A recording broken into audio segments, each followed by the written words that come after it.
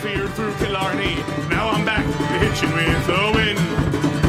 But if Mickey Flynn should ever find me, I'll throw me caution all behind me and square off on that son of a bitch again. He cracked open a river too, he beat me Sunday through and through, and such over my unconscious frame. I won me healthy sheriff fights, well lucky son still have me life since Mickey Flynn beat me dumb and lame. What's up, everybody? Welcome to another episode of the Chasing the Pennant podcast. I am your host, Rob, joined tonight by Borek. How you doing, Borek? Doing solid. I got a good workout in today. I played baseball with y'all, and then I played football, which completely destroyed my knee, but, we'll get over it. Hey, welcome to the CTP injury list. Yeah. I think everybody on the podcast has some sort of injury at this point. Other than Andrew, knock on wood. Yeah, Andrew, stay healthy, please.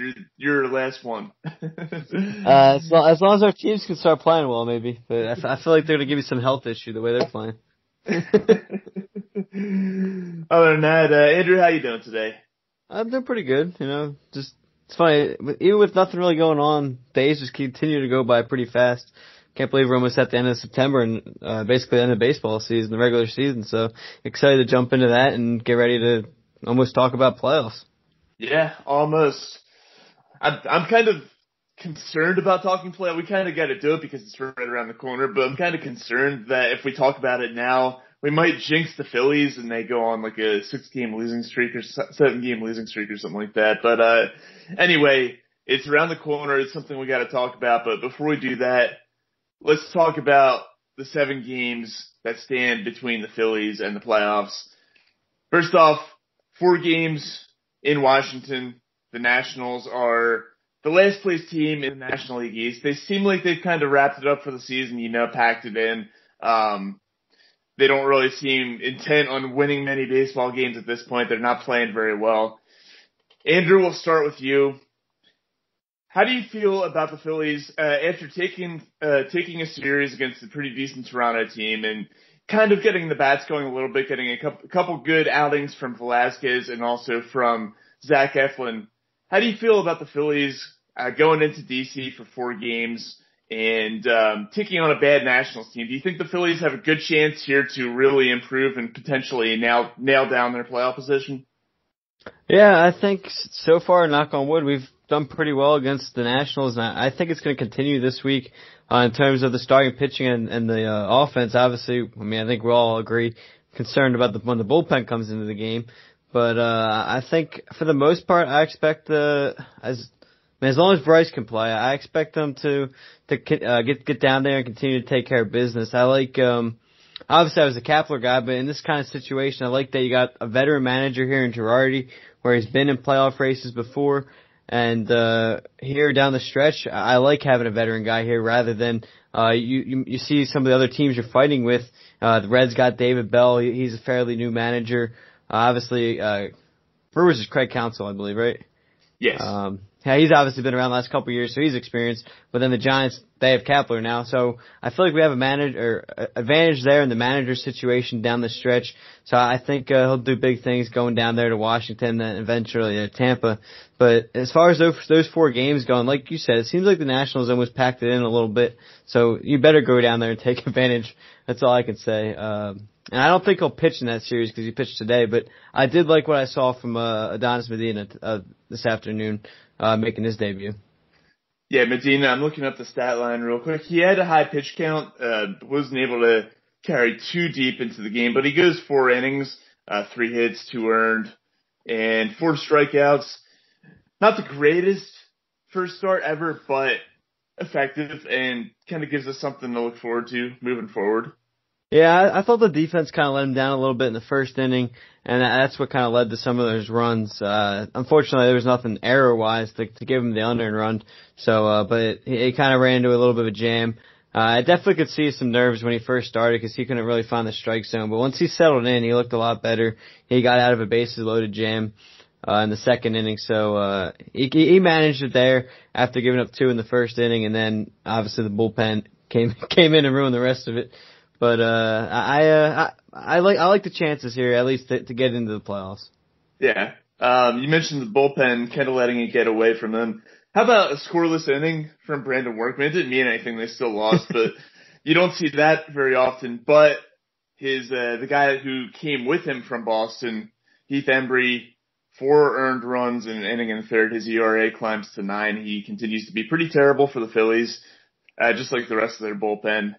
And yeah, it's unfortunate because Medina did what he could to keep them in the game, and Embry comes in, gives up 4 runs in what ends up being a 6-3 loss. So yeah, it's encouraging stuff from Medina. It's just unfortunate that the bullpen had to let it get away.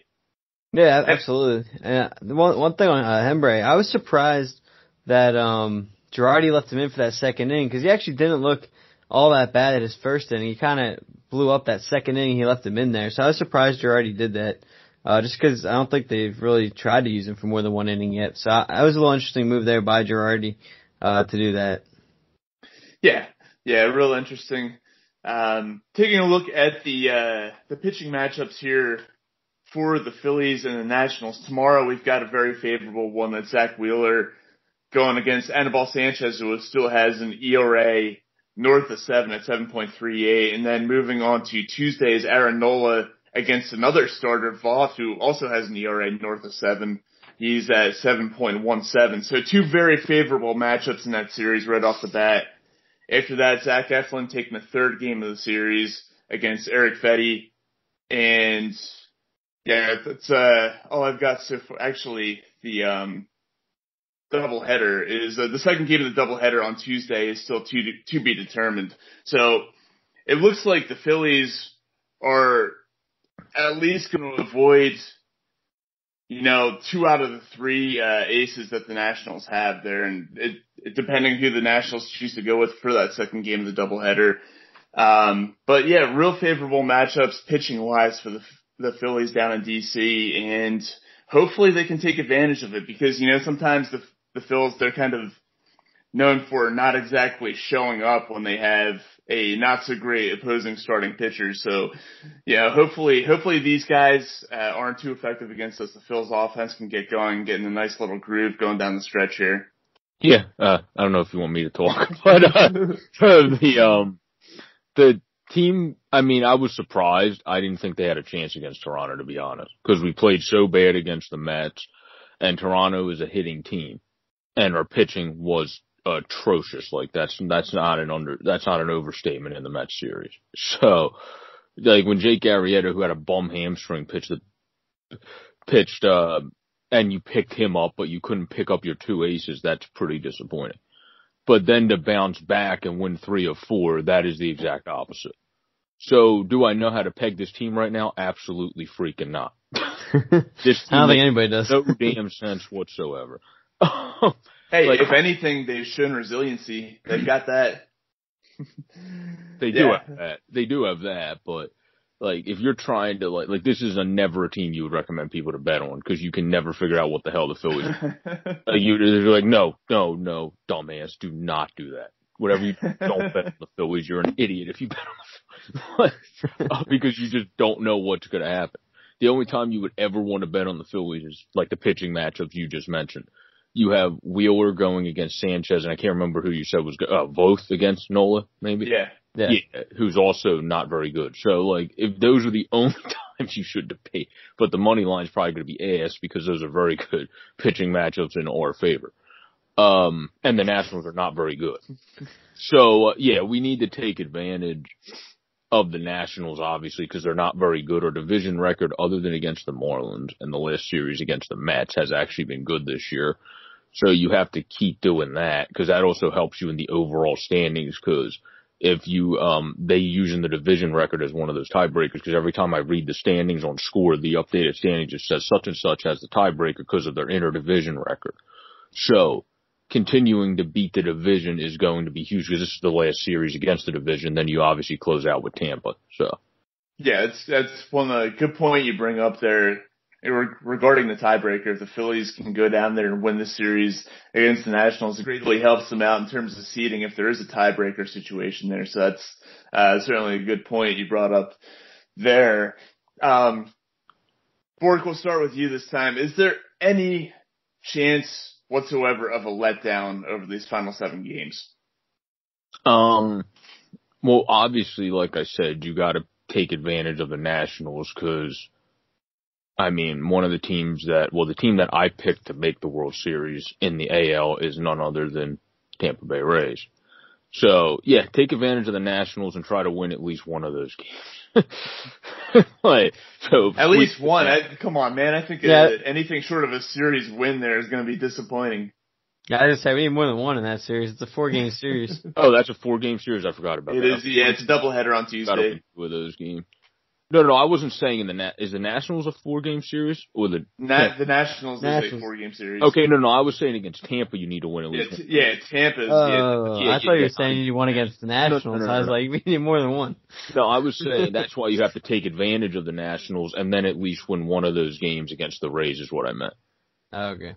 So how many wins out of the final 7? Just total, how many wins do you think the Phillies would need to safely make it here? They are a half game ahead of Cincinnati for the final wild card spot, and then I guess technically tied with Cincinnati are both Milwaukee and the Giants. So really, the Phillies are just a half game up for a playoff spot in general.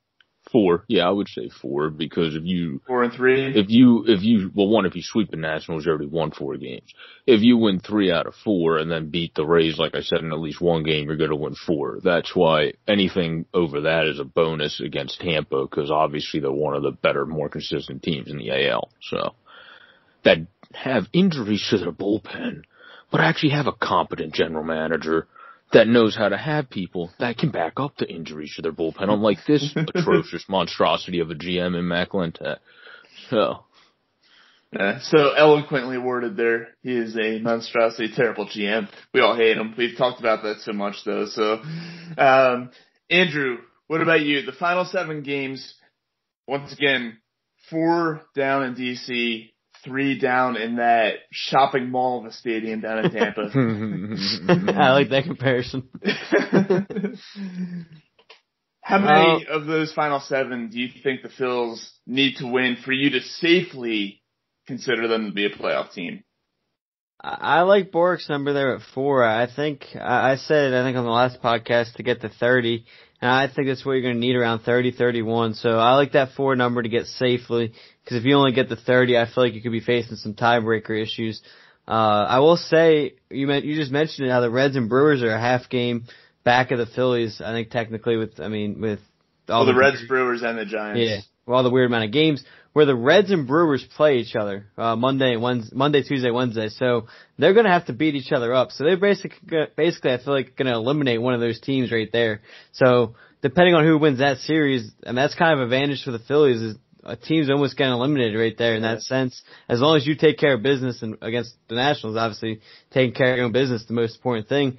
And the Reds finished with Minnesota, which is obviously a very good team. That's a tough series. So Reds got a lot of work cut out for them there, in the sense of who they're going to have to go up against. So I think the Phillies the 3 or 4 right there would be.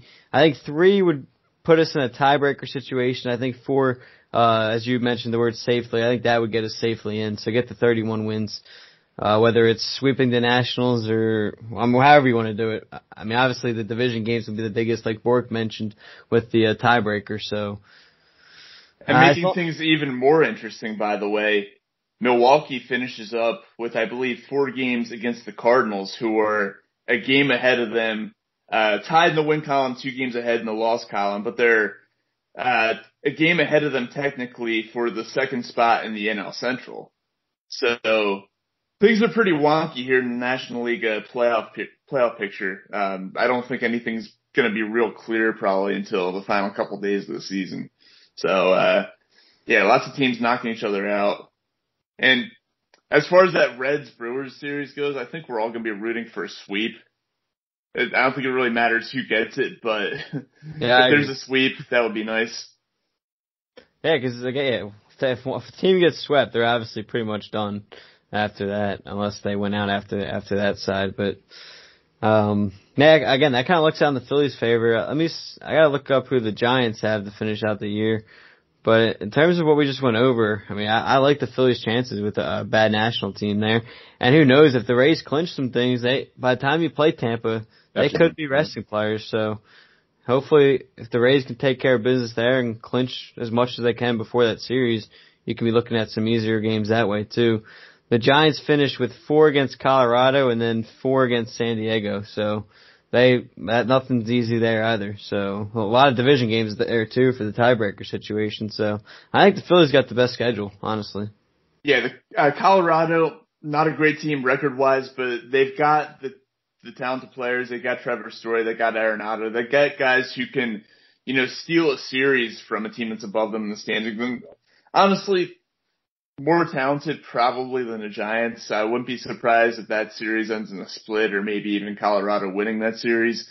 We've seen Gabe Kapler manage teams fold down the stretch in seasons, so I would not be surprised to see the Giants do the same thing here.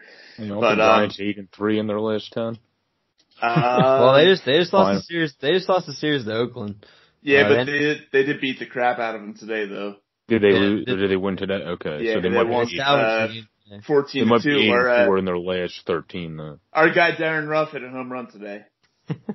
What? I still can't believe he came back in the league. Yeah, he's actually having a solid season too. Yeah.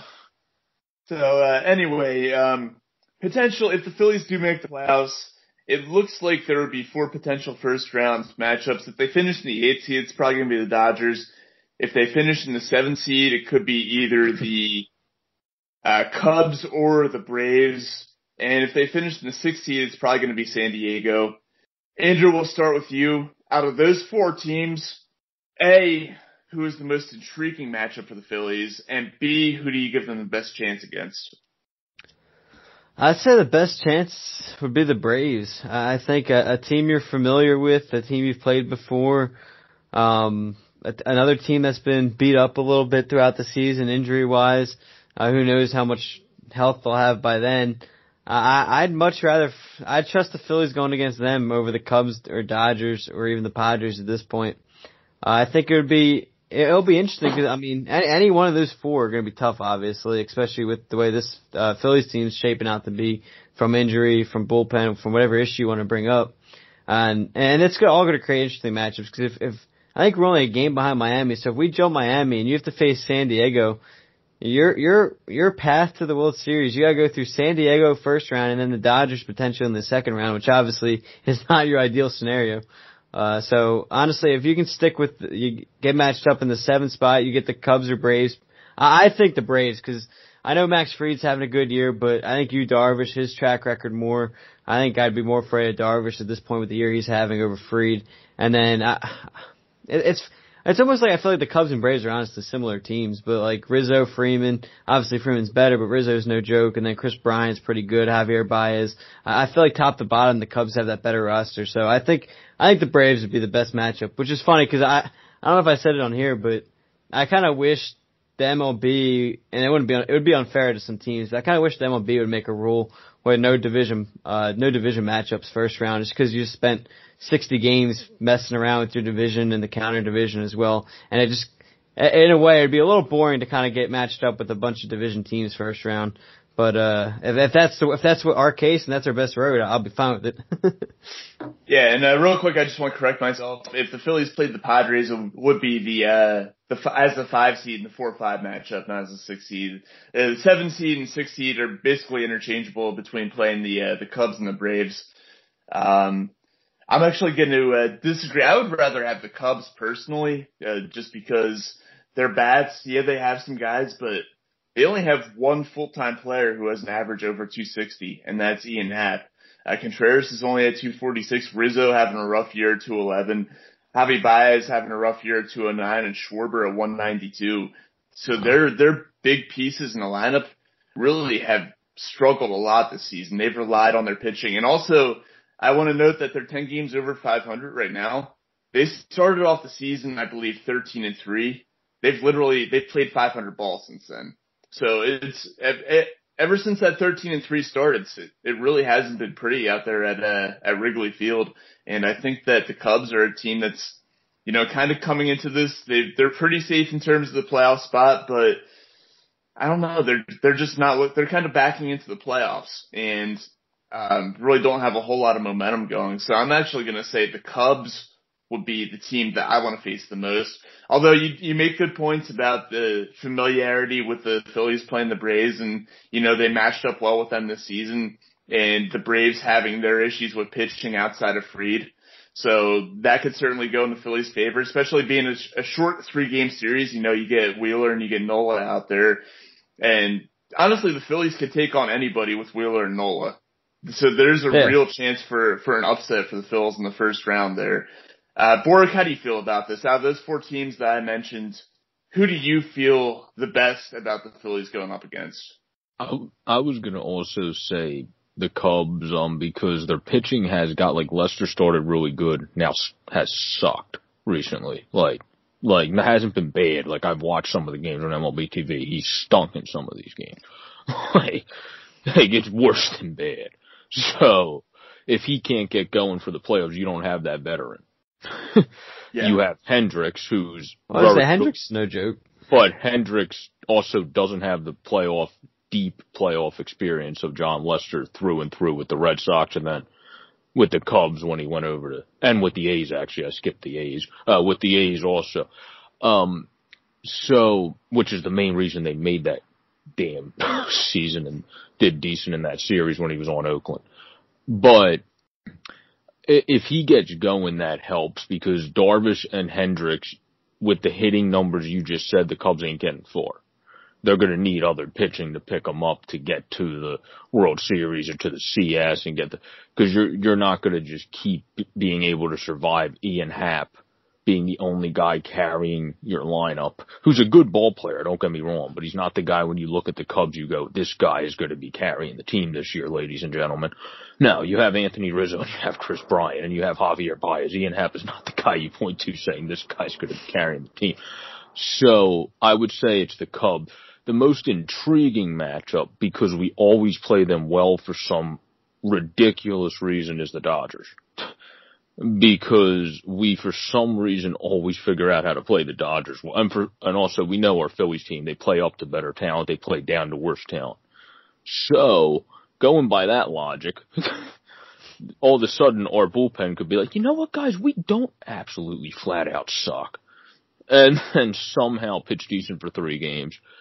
And then we could get through because, like you said, if Wheeler pitches a 7-inning game and matches a Kershaw or a Buehler, he'd probably be with Buehler. And then you would have Nola probably pitch very well to match Kershaw.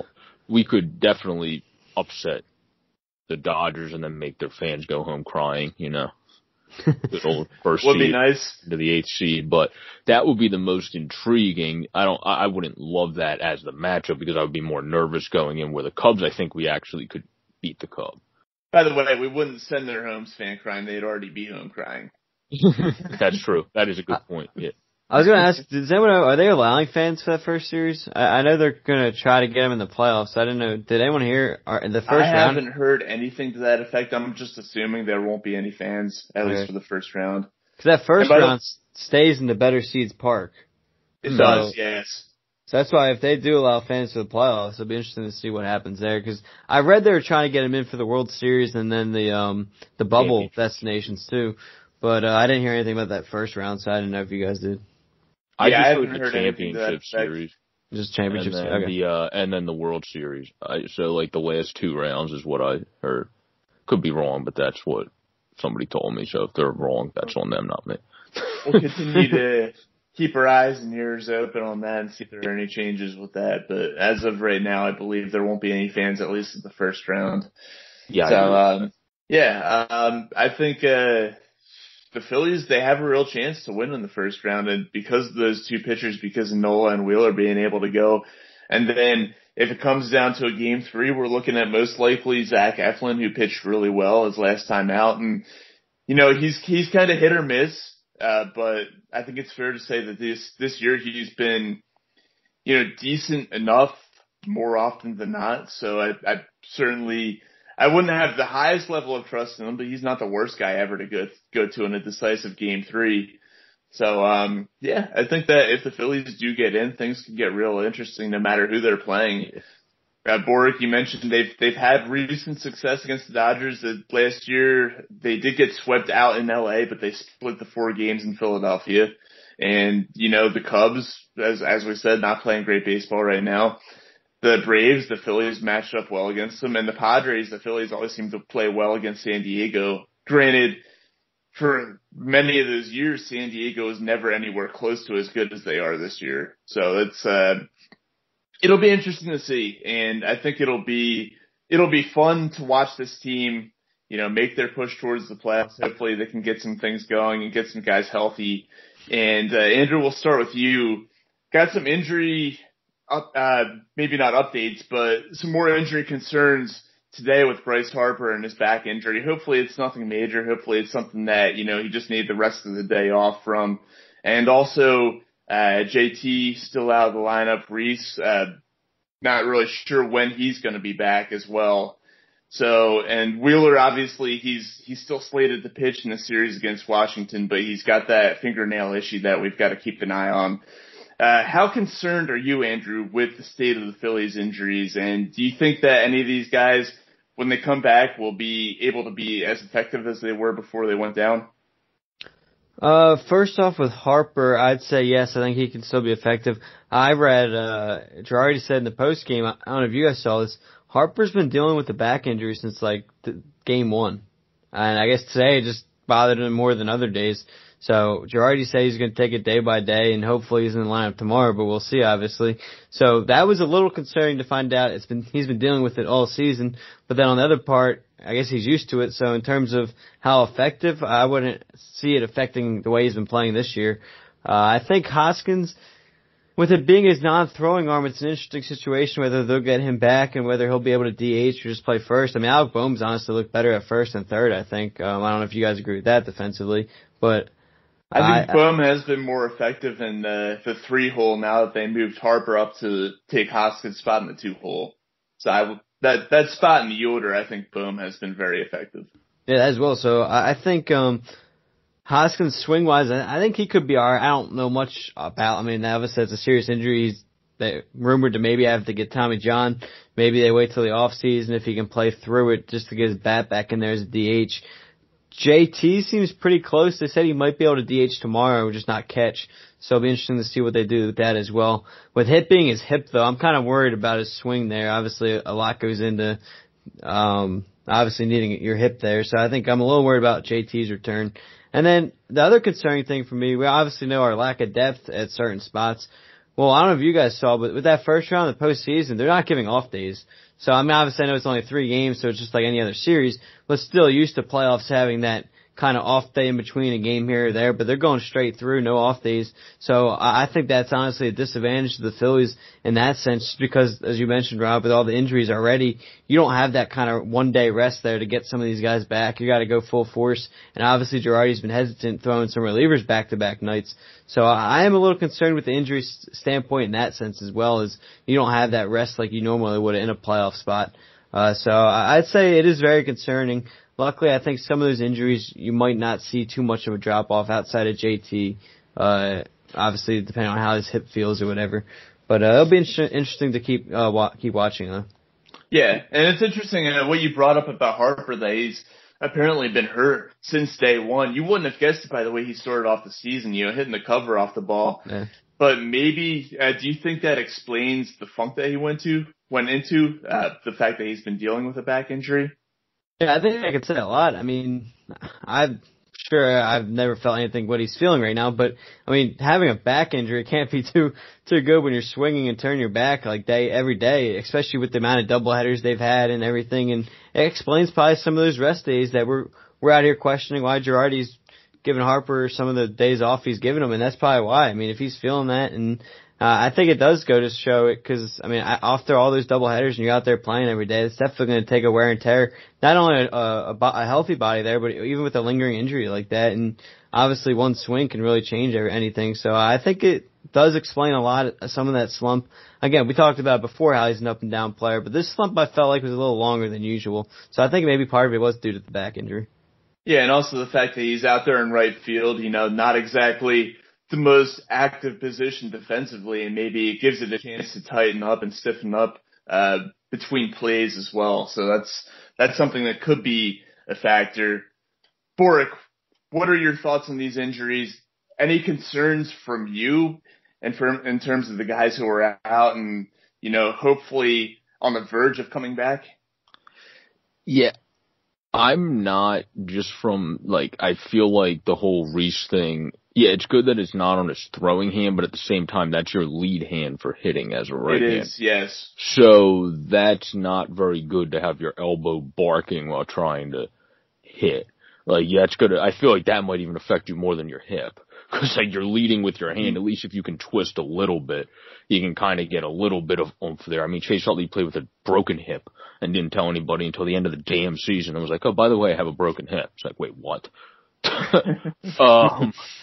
So, I feel like he's not going to be back, unfortunately. JT, I feel like, should probably DH. The problem is he hates DHing. So you're going to have to just tell him, no, you're not playing the field because your ass is going to get injured again if you play the field because you're a catcher and you have a hip injury. We can't put you back crouching for 9 innings with a hip injury. That's not going to work. If you want to catch for maybe 4 innings and then we put you at first base and then Andrew Knapp's like, hey, everybody, then maybe that'll work. But I don't know if I like that whole idea because then you're moving the whole lineup around every postseason game to adjust when it starts bothering them at a certain point of the game. And the starter might still be in at that point, and you don't want to throw off a starter with a catcher having to move to first base. So I would say it's better because especially with how good the kid has played in Marchand, just let JT DH and play first. The only concern I do have with first that I was listening on the radio was stretching. They brought up the point. When you're stretching for balls at first base, that messes with your hip. Where you saw Bohm stretch to get that one scoop, that could mess with your hip if you have a hip injury. That's the only thing that concerns me at first base. That's why I would prefer to just convince him to DH. And then with how good our other catchers have been, and now that you have a veteran, obviously he's not great anymore, but he's still a veteran, in Luke Roy, just let JT DH. I think that's the safest plan there. Unfortunately, like I said with Hoskins, I don't think he'll be back because that's your lead hand. And I feel like, unfortunately, we're going to booch this whole thing down the road. And then he's going to eventually get surgery. And we're all going to be pissed off because we waited too long, just like Sir Anthony Dominguez, to get somebody to get freaking surgery. So I was going to say Sir Anthony 2.0. And then I feel like that's something I'm just going to want to punch Matt Glintak for in about 3 to 4 months. But the whole Harper thing I'm not overly concerned about because he played through it the whole year, as Andrew said. That probably is exactly what Andrew said, why he went into a slump. But he also came out of it hell's blazing. So, I mean, the dude obviously knows how to play with a little bit of a screwed up back.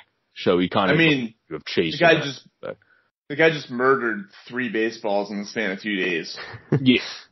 That's why, when Utley was injured at first, not towards the end of his career, but at first you couldn't always tell because he would just play through it and maybe play to a minuscule less of a degree for a week, or have a struggle like Harper did and then just get right back onto it. Harper, I guess, is the new Utley.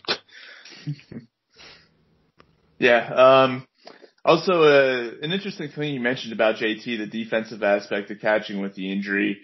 And another thing that should come into the equation here is it seems like some of these pitchers really like throwing with Knapp behind the plate. A lot of them, they say that he calls a very good game. The guys I listen to on the radio when I'm not able to watch on TV, they all believe that Knapp calls a very good game and sometimes even will go as far as saying that he calls a better game than JT does. Now, maybe he doesn't have the defensive prowess of throwing out potential base stealers the way that JT does, but he's very good in his own right. He does a good job of blocking the plate, avoiding things like pass balls and things like that. And the fact that these pitchers seem to be very comfortable with him. I mean, we just saw Eflin have his best performance of the year. We just saw Velasquez have his best performance. That's another thing that'll factor into, what are they going to do with JT when he comes back?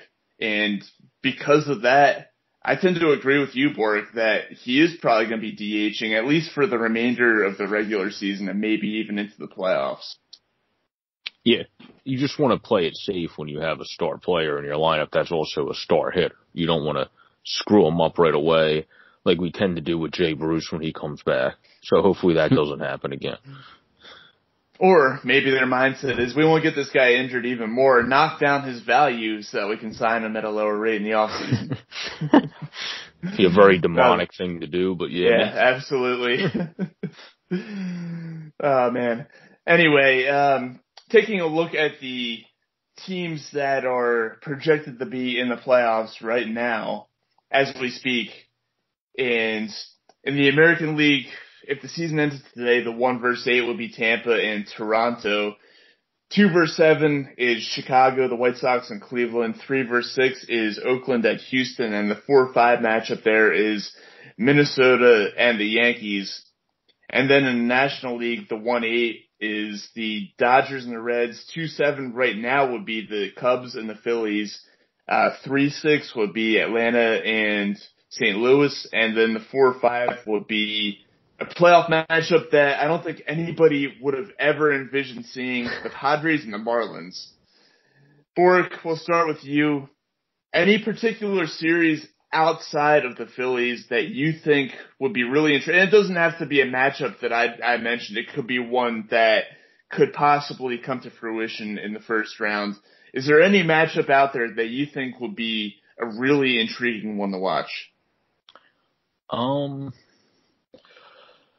It's going to be interesting, actually, with how hot the Reds have become, because like we talked about other teams on paper that were supposed to be 70 times better than they were, the Reds would fall into that category. And the fact that they actually hit it now, it doesn't seem like too little too late, unless they completely fall off a cliff because of the pace they've been finding ways to win games in different ways too. Playing the Dodgers coming in that hot against a team that might be coming into the first game at least going, we got this. It's the freaking Reds. They struggled this year, like blah, blah, blah. And then you're down 4-0 and you're like, oh crap. So like that's kind of been what the Reds have been doing recently. Like when you watch their games, it's like every team that plays them seems like, oh wait, this team actually figured out how to play baseball again. Crap. Yeah. And so, and you have Bauer. I mean, you have pitching on that team. You have a guy in DeSclafani who struggled big time this year. But he's a guy that normally can be an innings eater. And we know in the postseason, sometimes with that adrenaline rush, guys that stunk during the season just click and hit it. So they could be a scary team that could at least make that like a full, 5-game series, because you would have, I don't think the Dodgers will actually sweep the Reds by any stretch. I think that could be, or is it a best of 3? It's a best of 3. Don't forget it's 3. Yeah. Which, okay. to your point, Reds got Trevor Bauer, so they could still like that. I mean, Trevor Bauer's obviously pitching very well, so. Yeah, plus if he gets mad at you, he's just going to whack you and destroy you anyway. Speaking of that, how about Tim Anderson taking him deep and then saying put that on the YouTube page? You guys see that? Yeah. That was I just saw it. He said he was disappointed there wasn't any bat flip or anything. Oh man, that would have let off some fireworks if Tim Anderson did the normal bat flip that he likes to do. But yeah, Borek, I think that's a good pool there. The potential for a Dodgers and Reds opening round series. For me, that could be, and I hate to evoke bad memories here, but that could be shades of 2011. The Phillies cruising into the playoffs with 102 wins, taking on a Cardinals team that needed to get white hot down the stretch just to get that wild card spot. And the Dodgers unfortunately upset the Phillies on their way to winning a World Series that year. We could see something pretty similar to that in this series. LA, we saw it with them last year. They were so great in the regular season, they kind of cruised into the playoffs and then got run over not run over, but lost in 5 games to a red hot Nationals team that ended up winning the World Series. So I would not be surprised if that happens against them, because we've seen the Dodgers do that a few times where they're the top seed in the National League, and they just completely fall apart in the playoffs. Andrew, any of those, any potential playoff series, be it one that's in place right now or one that could possibly happen in the first round? Is there anyone in particular that stands out to you?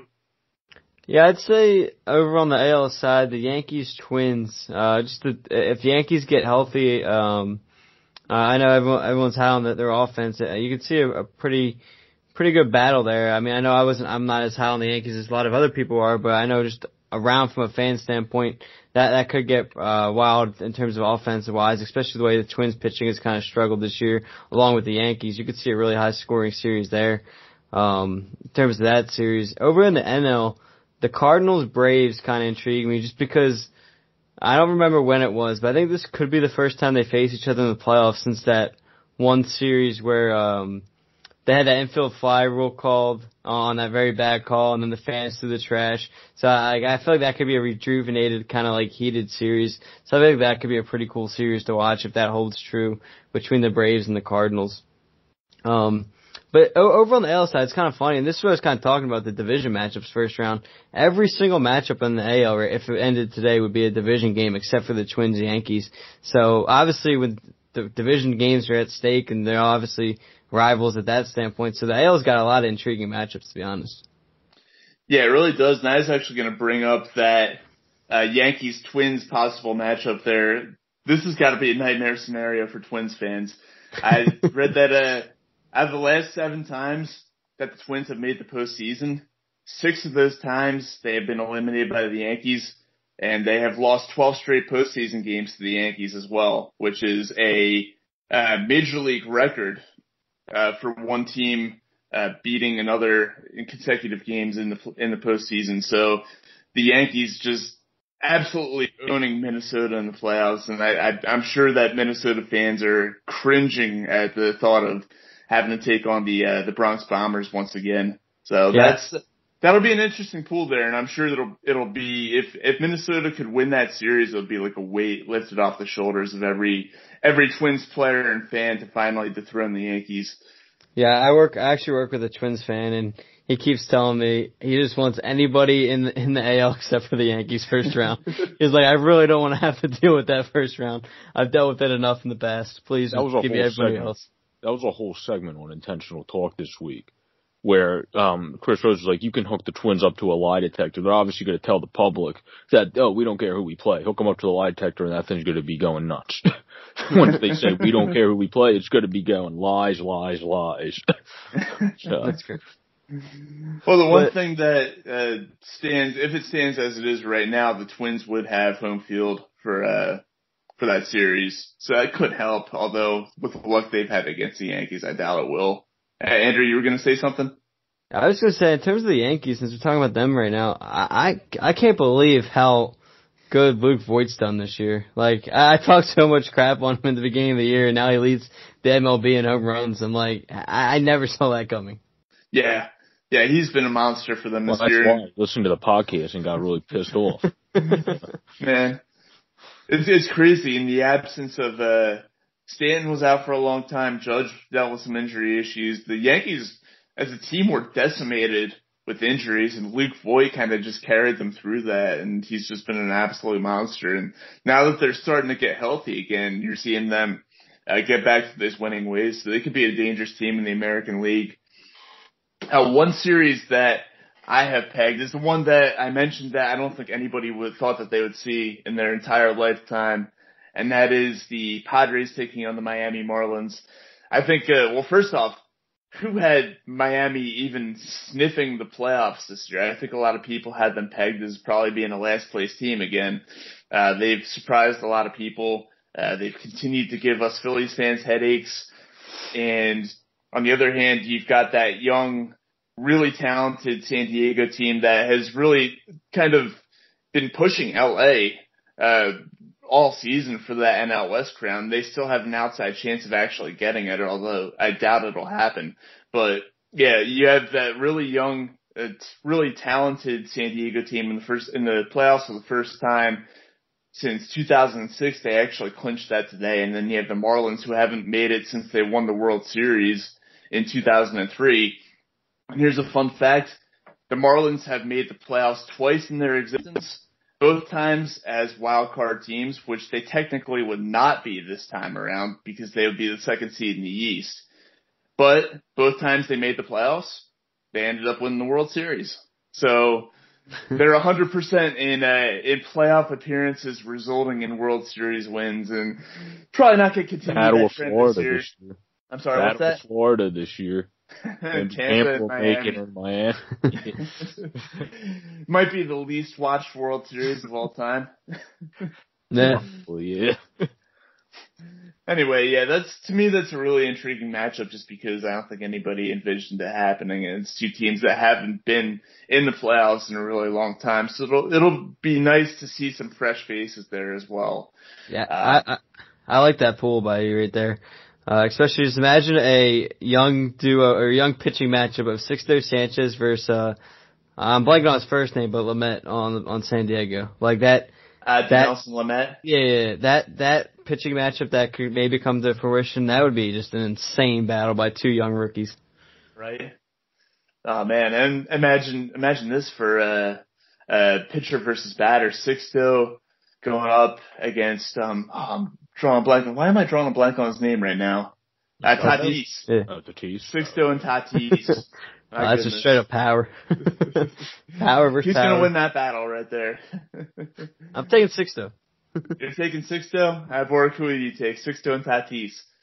I would take Fernando. I think you're going to get a fight after that battle, but I would take Fernando. That'd be a fun fight to watch. Oh man. All right. Well, it's been a relatively quick episode here. Do you guys have any final thoughts that you want to throw in before we wrap the show up? Mine would be sign Didi. He's been your carrying weight. Whoever gets injured, Didi Gregorius, like, don't worry guys, I'm just still hitting doubles like it's nobody's business. And he hit another today, of course.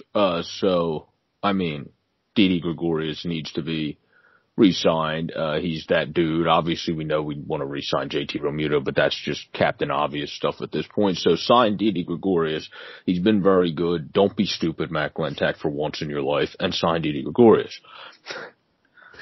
Don't be stupid. That's a really tall order for Matt Glentak. It's a pretty tough thing for him. Yeah, it's like telling one of the Three Stooges to not be idiot. Apparently, it's a tough task for every single front office in Philly. Apparently, so. Yeah. Except for the Flyers. Yeah. It's the front offices of our Philly sports teams have not exactly been great lately. Andrew, you got anything else you want to throw in before we wrap this up? I guess they released their bubble roster or whatever, today that they'd use for the postseason. Say JT can't go. Do you think in any way Lucroy could make a difference? Like, would you in any way put him on the actual roster over, he's the backup catcher. Marchand. Marchand. Like, and anyway, just because of the experience factor, I know he's looked good, but like, I don't know how much they'd want him to come in or something like that. Or, I don't know, do you think any of those late signings could make a difference? I would not personally go with Lucroy. Yes, he has a lot of experience. He's been around the block a few times. He has that going for him. However, he is in his mid-30s right now. He hasn't played all season. And, right now in this situation, I would go with the young guy who has gotten some recent playing time, and he's played pretty well in his limited amount of at-bats. His only professional home run in the freaking league. How about that? 800 plus at-bats? Yeah. As a professional baseball player through the levels in the minor leagues, and in what was it? His fourth or fifth at bat in the major leagues. He hits his first professional home run. Freaked the hell out. If you watched the JJ announcing that, because it was during JJ and Franz's inning, and you heard Franz in the background as JJ was announcing them. That was a great call. It was a game-tying 3-run homer too. It wasn't, being down by 10 runs or up by 10 runs and hitting a solo shot. It's a game-tying 3-run homer late in the game. So. Not just any home run, a really clutch home run in a big game that the Phillies kind of needed to win. So that's a guy that's compared to Chooch too, which with him, like he didn't start hitting for a couple years. You had the fielding mechanism of him with a cannon, which is what Marchand has. Marchand moved from second, I think, to catcher, and then Chooch was one of them was second, the other was short. And then they moved to catcher, so odd position. I think Markham might have been shortstop, actually. But either way, he had a cannon of an arm, and they decided to move him back to catcher. One good thing Philly scouts have done recently. So, yeah, that was the only thing. Yeah. Aside from setting their eyes on Bohm to be drafted.